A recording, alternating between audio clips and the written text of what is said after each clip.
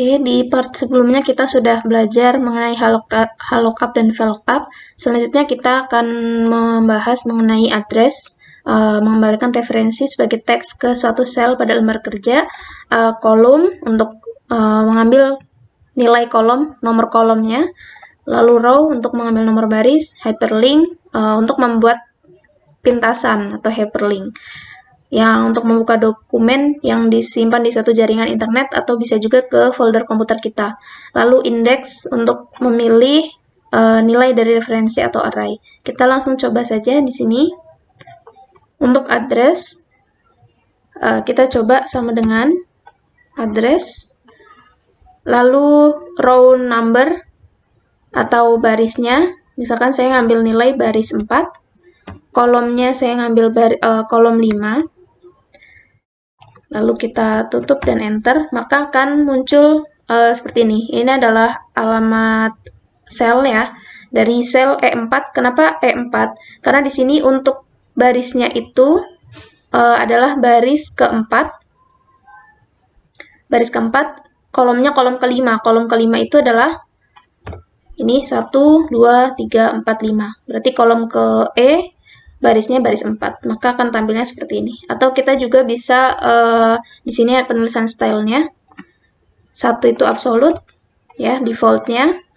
2 itu absolute row, maka yang ada kuncinya itu adalah barisnya, baris keempat, atau ketiga, berarti yang absolute adalah kolomnya, atau tipe yang tipe 4 relatif itu tidak ada yang absolute.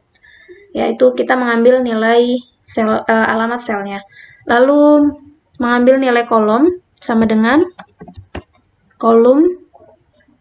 Lalu kita klik di sembarang, misalkan di sini G42, kita enter, maka akan muncul hasilnya 7 karena mengambil kolomnya.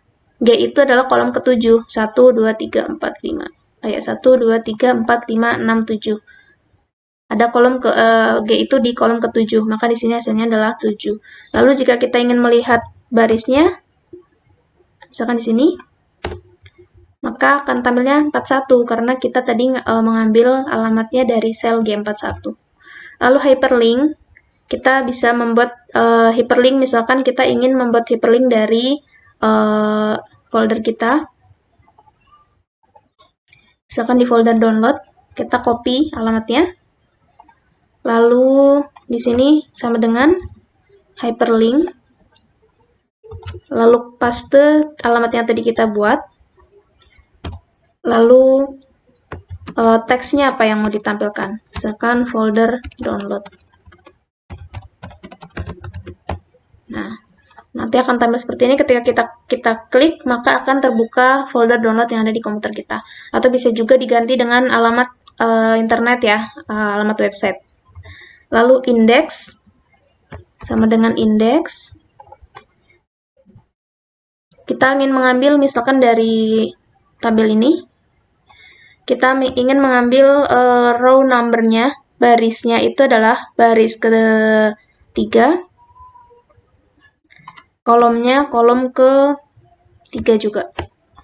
Maka munculnya Soraya. Kenapa Soraya? Karena di sini baris ketiga dari tabel yang kita blok, area yang kita blok tadi adalah ini, tabel urutan ketiganya di baris 32. Lalu kolomnya kolom ketiga, kolom C, yaitu ada di Soraya di sini. Nah, tadi untuk fungsi pencarian referensi, selanjutnya ada fungsi logika, itu untuk melakukan perbandingan dan hubungan logis antara dua kondisi, bernilai true atau benar dengan nilai 1 dan false atau salah. Nah, kita coba di sini kita buat tabel terlebih dahulu. Oke, di sini yang akan dicari adalah tabel kolom divisi, kolom status, dan kolom tunjangan. Ini sama dengan tugas mandiri yang kemarin sudah dikerjakan di pertemuan pertama. Nah, saya hanya mereview ulang. Jadi di sini ada if tunggal dan ada if majemuk.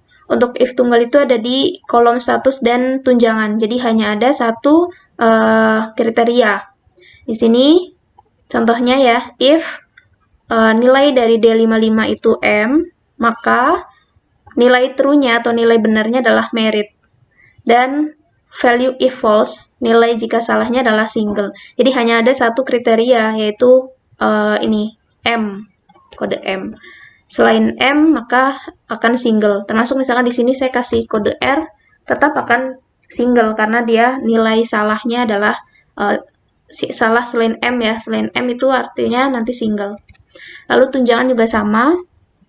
If kode statusnya di sini kita ngambil dari D55, nilainya adalah sama dengan H59, kita kunci ya, kita berikan absolut di sini, alamat absolut, maka nilainya adalah sama dengan I59, 200.000. Jika selain itu salahnya adalah 0.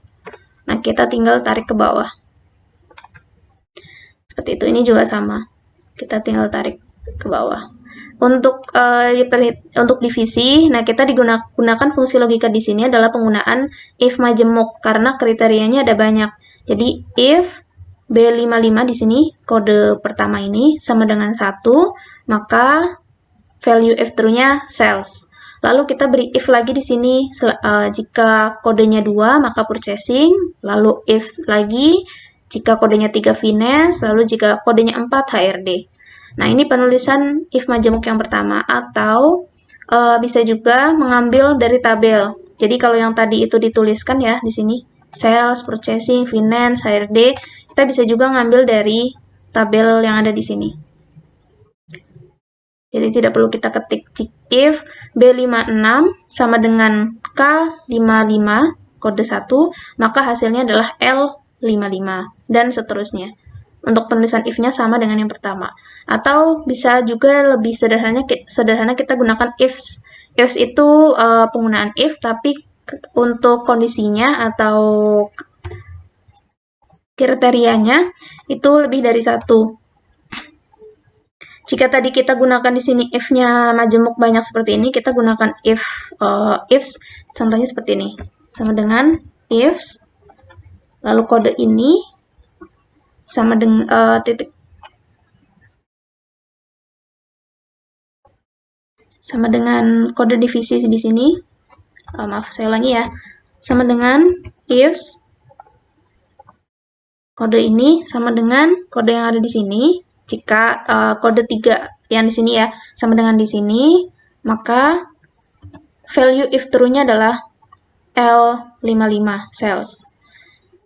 Lalu titik koma, jika kodenya sama dengan kode 2 di sini, maka nilainya purchasing. Titik koma lagi, kode di sini sama dengan 3, maka value if true-nya finance. Titik koma, kode lagi sama dengan 4 ya, hasilnya HRD. Nah, akan muncul hasilnya seperti ini. Jadi penulisan if-nya itu hanya sekali, ifs. Tapi di sini kalau misalnya kita mau tarik ke bawah, harus kita berikan absolute di sini.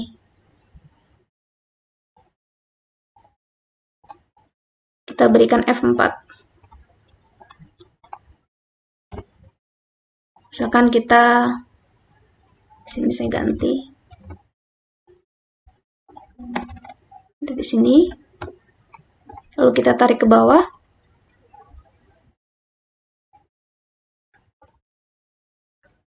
Nah, hasilnya seperti ini. Jadi, di sini untuk yang akan kita lihat adalah B60 ya.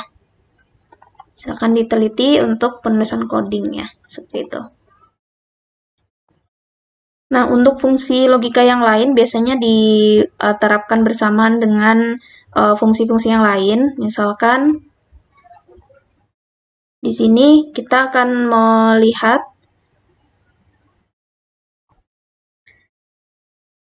di sini ada contoh if error ya, mengambil nilai yang telah ditentukan jika rumus mengevaluasi kesalahan.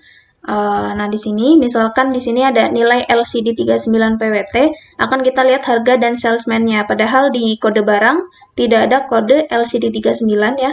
Di sini tidak ada, dan tidak ada salesman untuk kode cabang PWT. Nah, bagaimana cara menyelesaikannya? Kita bahas di part berikutnya.